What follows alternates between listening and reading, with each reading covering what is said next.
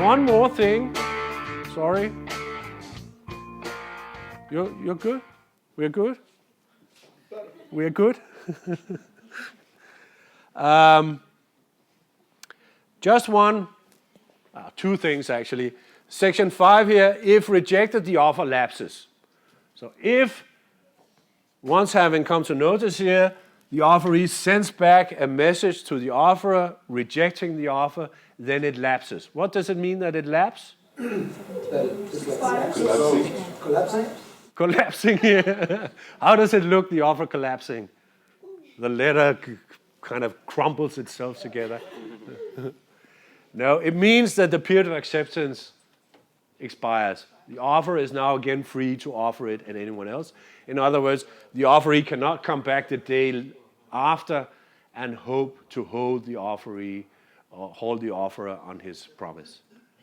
So of course, when he rejects the offer is now again free to offer the same goods to somebody else.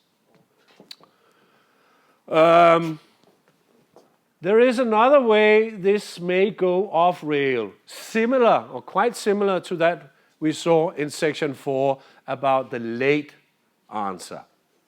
Because another thing which may go wrong is that perhaps, just perhaps, the offeree has perhaps misunderstood the offer somehow. And thus his answer, his reply, is not in correspondence with the offer.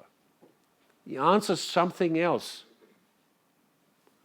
I will try to illustrate this again here. Of course, it may be late and not in correspondence both at the same time, but here we will try to simplify things. So he sends back the reply in due time. It is received here before the period expires, but as it says here in section 6, subsection 1, a reply perpetrating to accept. Now, what does perpetrating mean? What? Perpetrating. Perpetrating. He's perpetrating murder. Perpetrating. Preparing? No. Planning, yes. Trying. He's trying. He's attempting. He has an attempt at, or he's trying to accept the offer. But he's not actually succeeding in it because of additions, restrictions, or reservations. It does not correspond to the terms of the offer. That shall be regarded as a rejection. Thus, the original offer now lapses, combined with a counteroffer.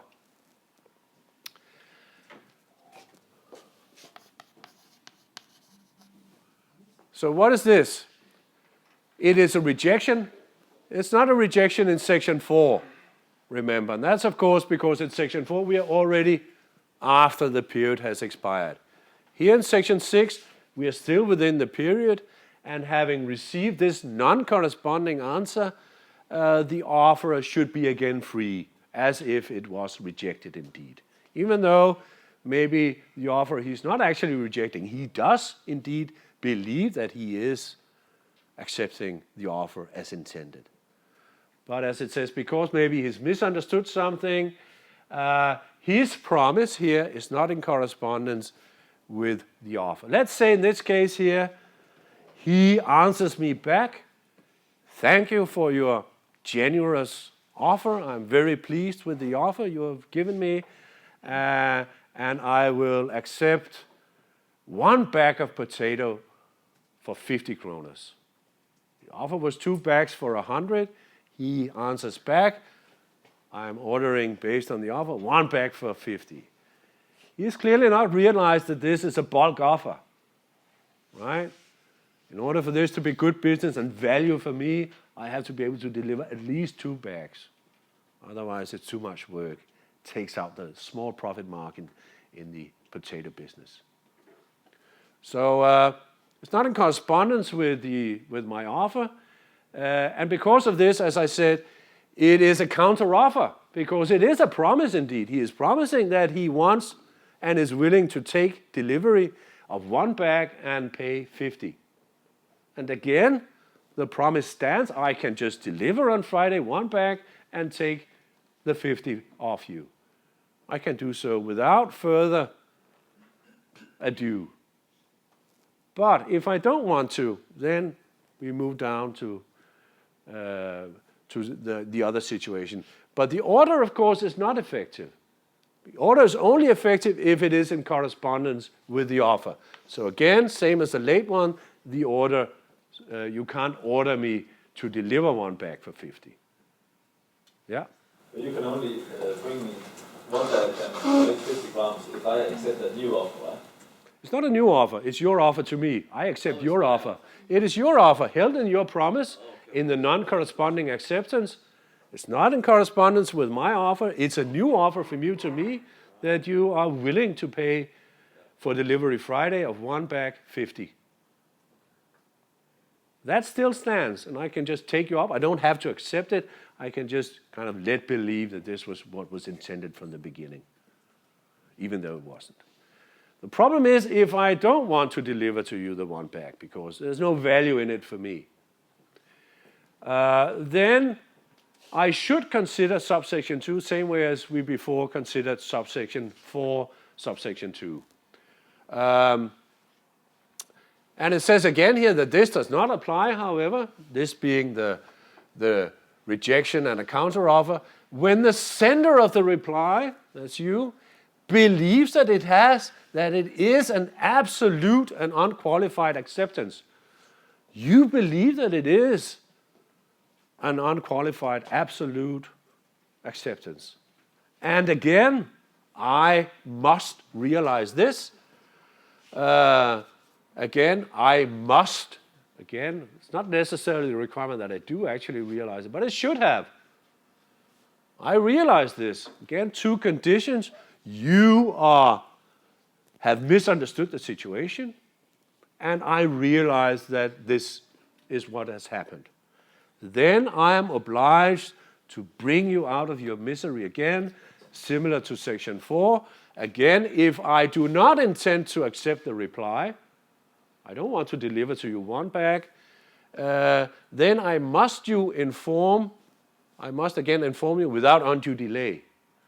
Exactly the same as section 4, and also, of course, exactly the same purpose, trying to avoid misunderstandings arising and having consequences which we could have avoided.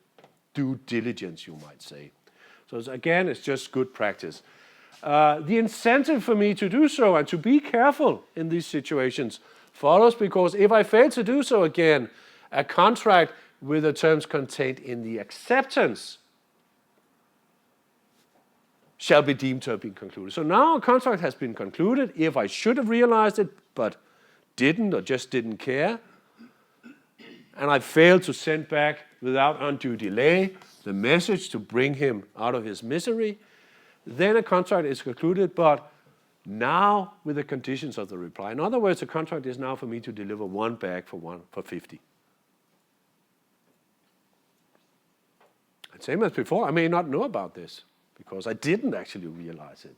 Of course, he may call me still and whatnot. These are the basic mechanics of contract conclusion according to the Contract Act. As said initially, there may be other systems in play, but if there isn't, this is what will apply. And this is what we will deal with primarily here in our system. These first, we will cover later section 8 and 9, but they are of minor importance. Section 1, section 2 about period of acceptance and the mechanism of the answer reaching before period expires, closing the contract. Section 3, the same, but here period of acceptance according to the legal way of calculating if there is no period stated in the offer. Section 4 about the late acceptance, and in subsection 2 the remedies to repair or attempting to repair misunderstandings. Section 5 about rejection. Section 6 about the non-corresponding answer, and also here the attempt to repair.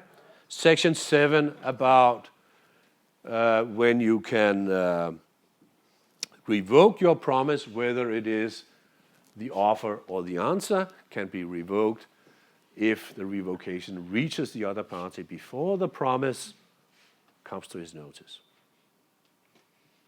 Now we have the vacation coming up, but so you have ample time. I will upload for you some cases, and we'll do some cases exercising these mechanisms when we meet again in 2 weeks' time. Yeah. Thank you for participating.